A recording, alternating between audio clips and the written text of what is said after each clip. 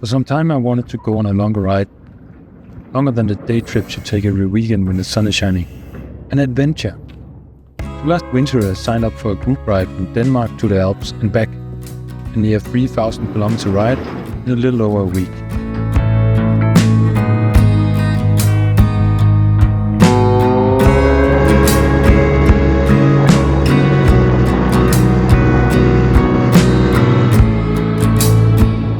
I live in Copenhagen, so my journey started riding south to Peter's garage, the official starting place.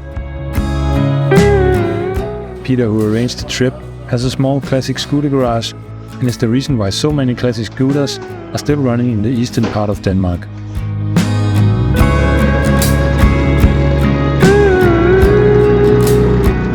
We were 10 riders on the trip, 8 from Denmark and 2 from Sweden. All classic 2-stroke Vespas and Lambrettas, all optimized to keep a good pace and cope with the mountains.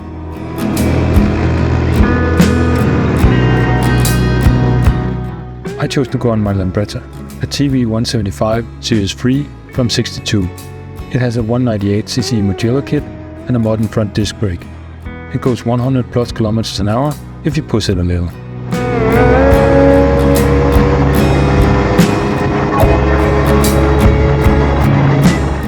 Seven of us met at the garage late Thursday, planning to ride through the night and into the next day. 3 had started earlier the same morning to get a head start and then actually sleep at night. From the start around midnight, we pretty much went straight south to catch the ferry to Germany. Being so late at night, there were nearly no traffic and we were able to keep a good, decent pace. Unfortunately, one of the scooters started to have some problems. A newly rebuilt small frame Vespa was acting up. The driver was sure it wouldn't survive the long ride, and he took the hard decision, turn around and limp home before it got real bad. But after a few hours of sleep, he actually decided to jump on his touring bike and take the Autobahn to our first hotel.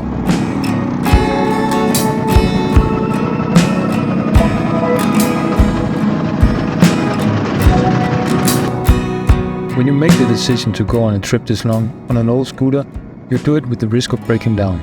You can modify and maintain your scooter all you want, the risk is always there, even if you go on a new modern scooter or motorcycle. But you prepare as well as you can. Bring extra cables, bolts, tools, whatever.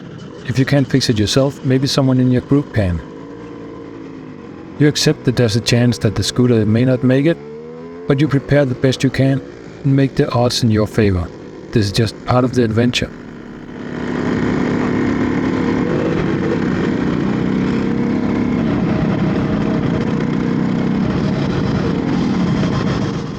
After a few hours of riding, we reached the ferry to Germany and got an entire section of the ferry for ourselves.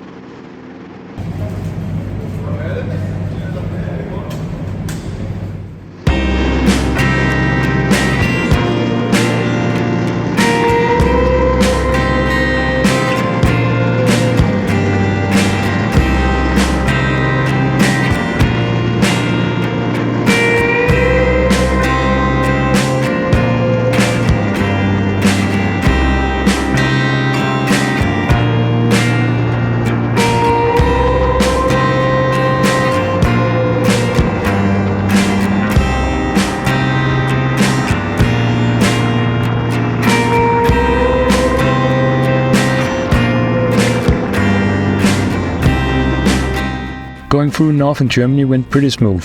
It felt like the Germans turned off all the traffic lights at night. We could run straight through town after town without stopping. Ride 100 kilometers, refuel, repeat, all through the night.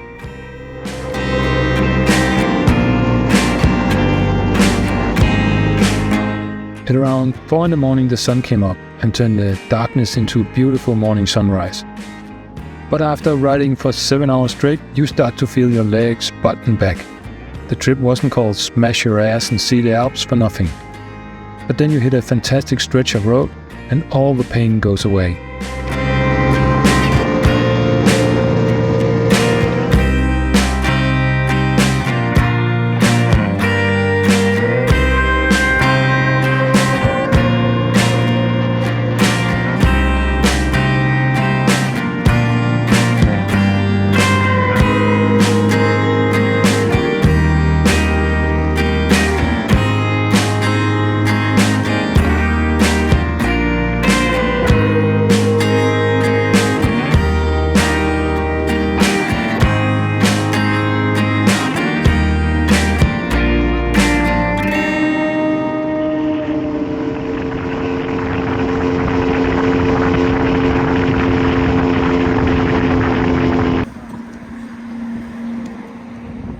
East of Hanover, we met with the 3 riders that left earlier than us.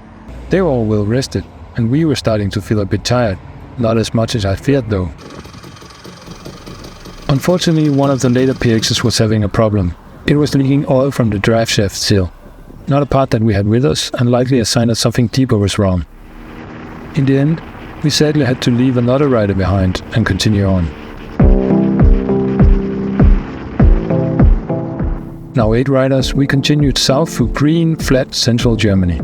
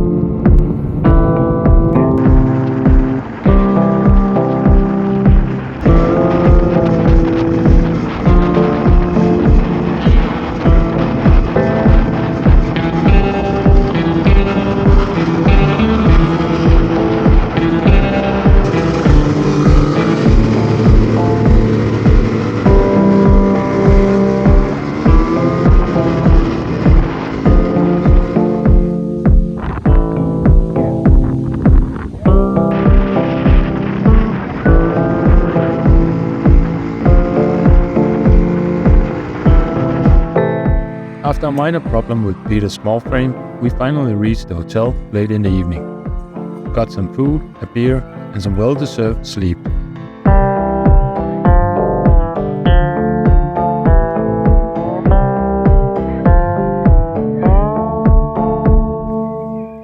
The next morning we set off for Landsberg am Lech, about 350 kilometers away.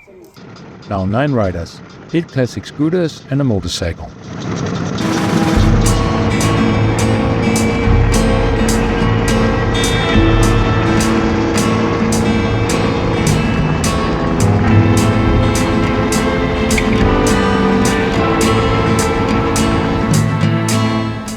After a few hours of riding, the weather changed to rain. Not ideal, but we were all prepared.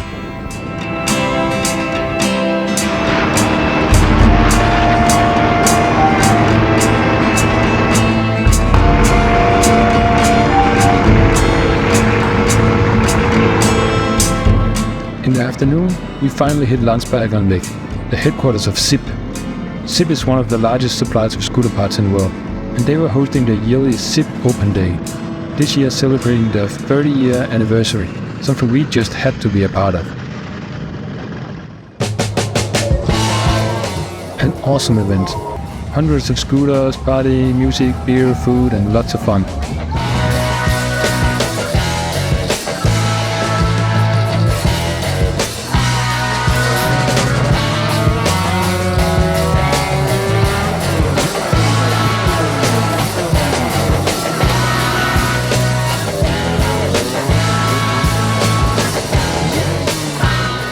And a dyno.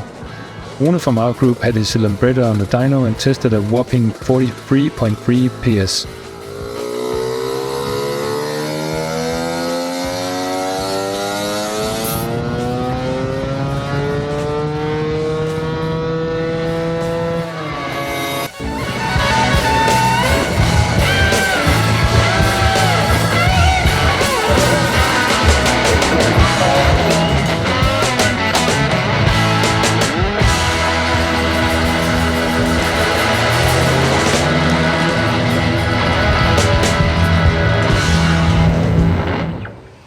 When the event ended, it was on to the local hotel for food and a good night's sleep.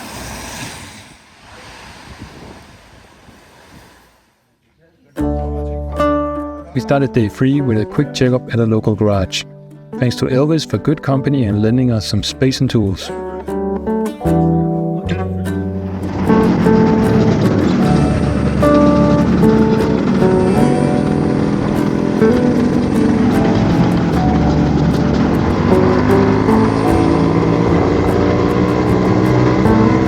Then we actually went back to SIP. You can't go through this area on your scooter without the mandatory SIP logo photo.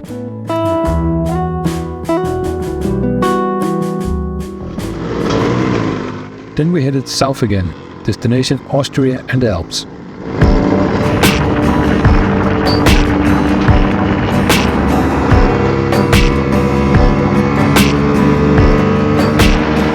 Now the landscape really changed, with a fantastic feeling finally seeing the mountains in the horizon.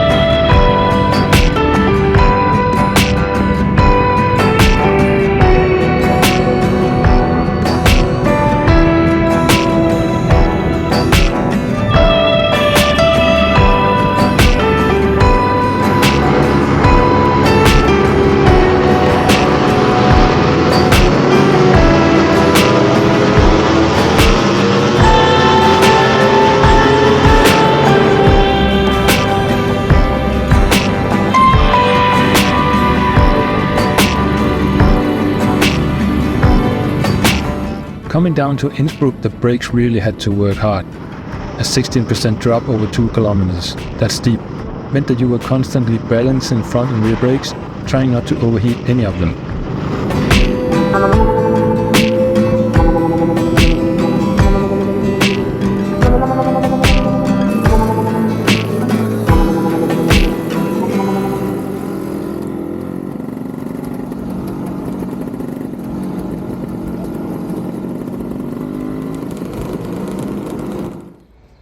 In the city of Innsbruck, we had a longer break and a lunch before we headed out of town. This is where I really had some bad luck. Slowly accelerating around a corner going uphill, my scooter suddenly stopped. Engine running, gears felt okay, but it wouldn't move. We managed to drag it off the road and learned what was wrong. The rear lay shaft had snapped. The part with the end bolt had broken clean off, meaning the rear wheel had come loose and jammed itself stuck. Luckily, nothing happened to me or anybody else. This was one of the few original parts left in the engine. After 60 years and 40,000 kilometers, maybe this was something that should have been changed years ago. But that's easy to say after it broke. We all knew that this was not something easy to fix. We started Googling for local shops and I called my roadside assistance. This was a Sunday, so it would take at least a few days to get it up and running again, if possible. In my head, my trip had ended. The group couldn't wait that long for me. I was going home alone, on my scooter or on a plane. But don't underestimate how the scooter community can help you when you're in need. Just as the roadside assistant rolled in, we caught a lucky break. Through a guy who knew a guy in Austria, who knew a guy in Innsbruck, we managed to get the contact of the local guy who had a spare lay shaft and a garage we could use. And he lived just 15 minutes away. So after a quick ride up the mountain, we met with Peter from one of the local scooter clubs, who already had his garage ready for us. Quickly, the Lambretta was opened up and a brand new lay shaft was fitted. Just a few hours after the breakdown, the scooter was up and running again. Not wanting to take more money than the value of the parts, I gave our savior all I had bought of Danish scooter stickers and patches.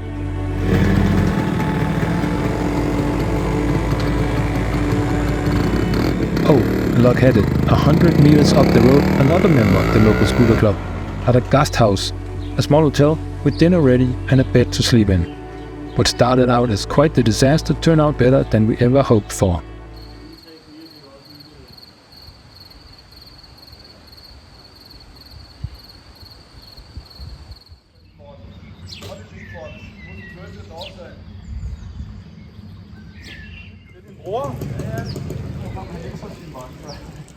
The next morning we were joined by the hotel owner and local Peter, who guided us out of town.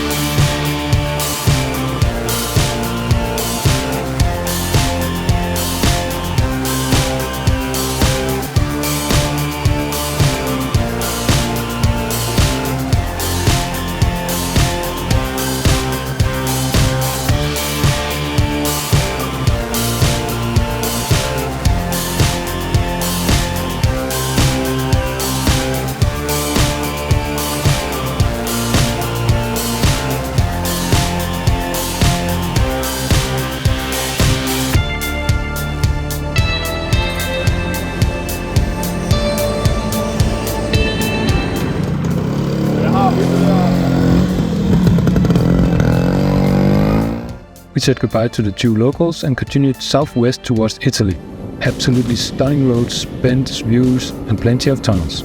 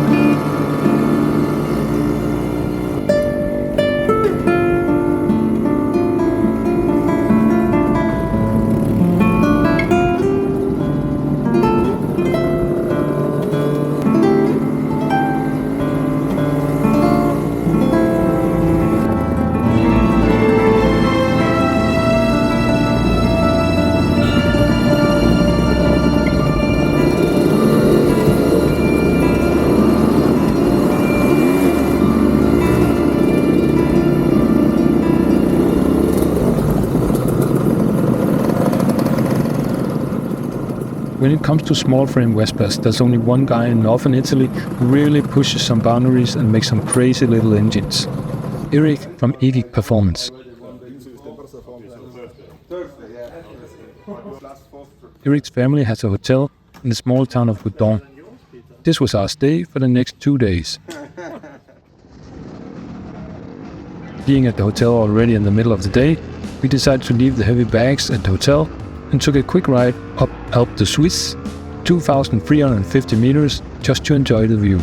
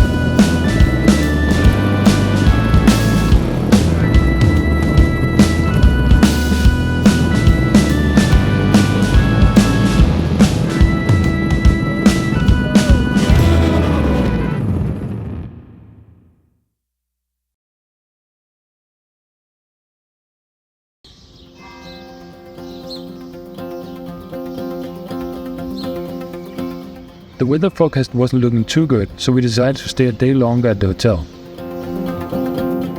While it still wasn't raining yet, we took a quick trip to visit Egig's workshop.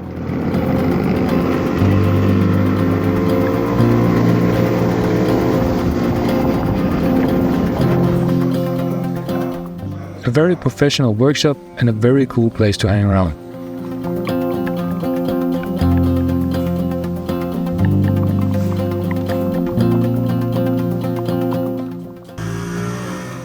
Peter had felt that something was wrong with his small frame, so they did a few dyno runs.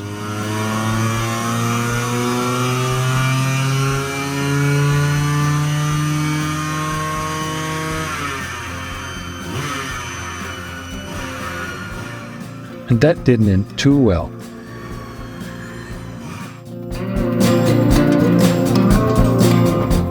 If your small frame engine breaks, this was not the worst place for it to happen. So while Peter totally rebuilt his engine, we relaxed and got the chance to test out one of Egig's prototypes.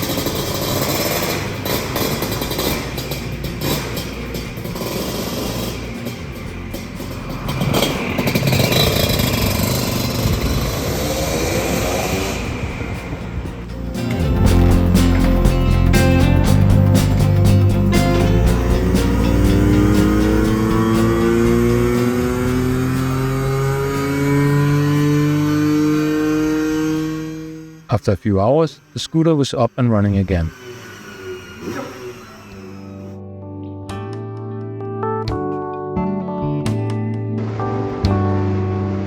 The next day we headed southwest.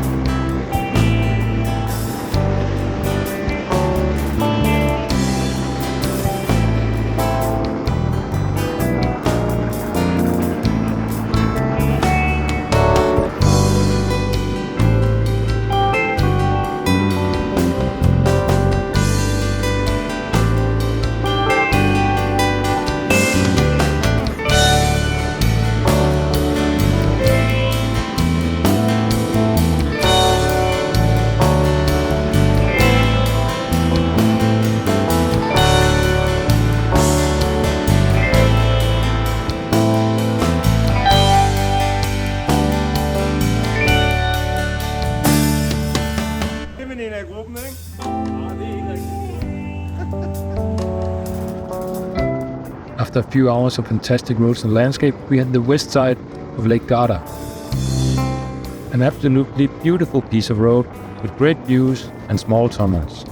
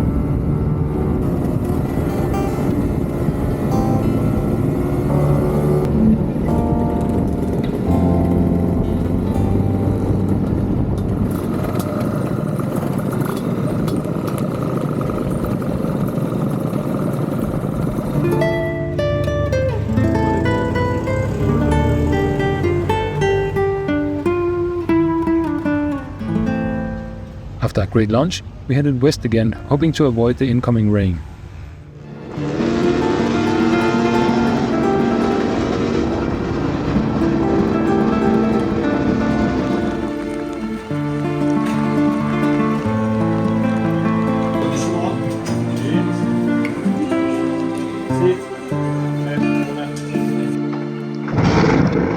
After a quick stop at the local Vespa mechanic for some just-in-case spare parts, the rain caught up to us.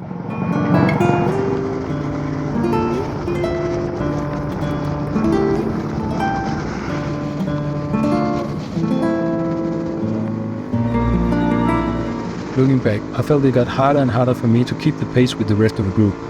But the scooter sounded fine, so I didn't really think much of it.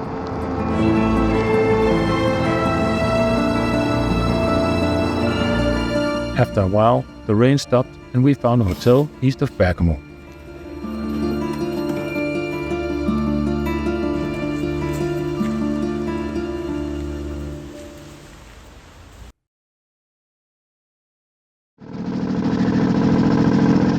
The next day our plan was to start heading home. Time was running out, and if we were to hit Denmark Sunday, we had to get moving north.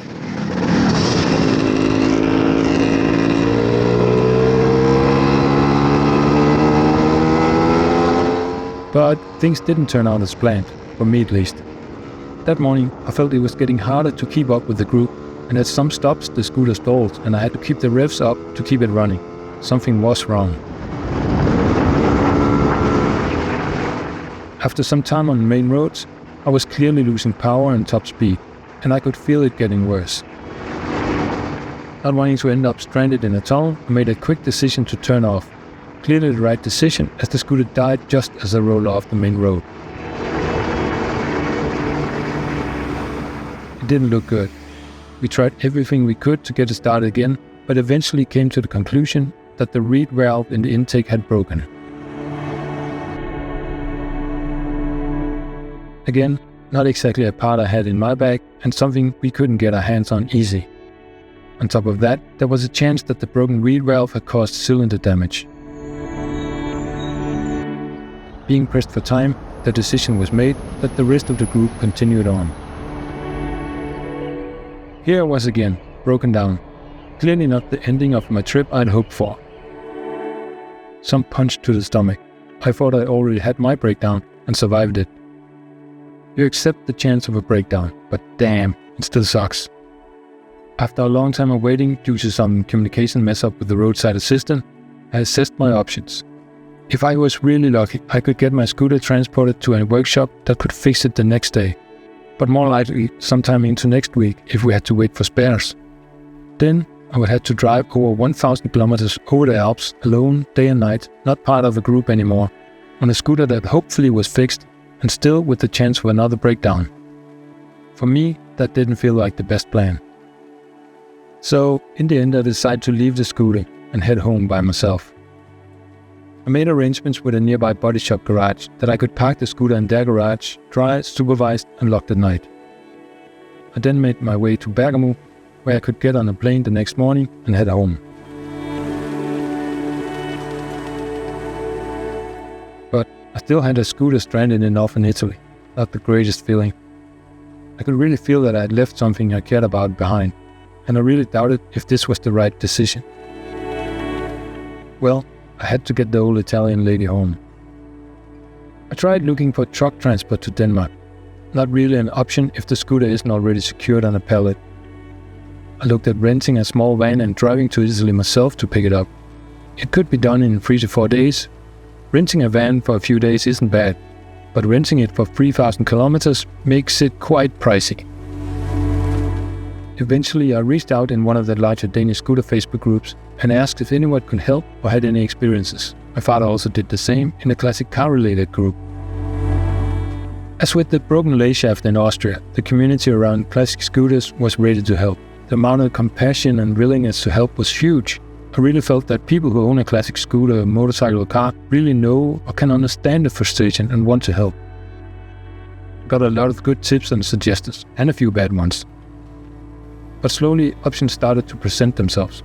Specific people or companies to contact. A couple taking a classic sports car to Italy offered to take the scooter with them back. In the end, several people pointed me in the direction of a Danish moped enthusiast. Luckily, he was already on his way to Italy to pick up some classic mopeds, and he was able to pick up my scooter Monday morning. It was such a release to see a picture of the scooter in the back of a van. And after touring around Italy for a few days, the scooter landed back in Denmark, just as I left it. A few weeks after the breakdown, the scooter was up and running again. As suspected, broken reed valve and some minor cylinder damage.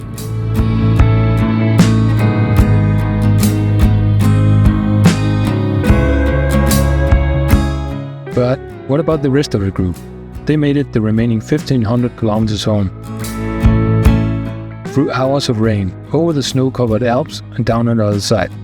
With a few hiccups, but no more breakdowns. What a ride. Thanks to all the fantastic people who were part of the ride. Special thanks to Peter for arranging the trip and all the technical help. And thanks to Peter in Innsbruck for helping with parts. Thanks to Eric from Egig for help and letting us hang out. And Francisco from the body shop for putting a roof over my scooter for the few days it was alone. And thank you for watching. Please like the video, comment, share, whatever. Do subscribe for more scooter videos.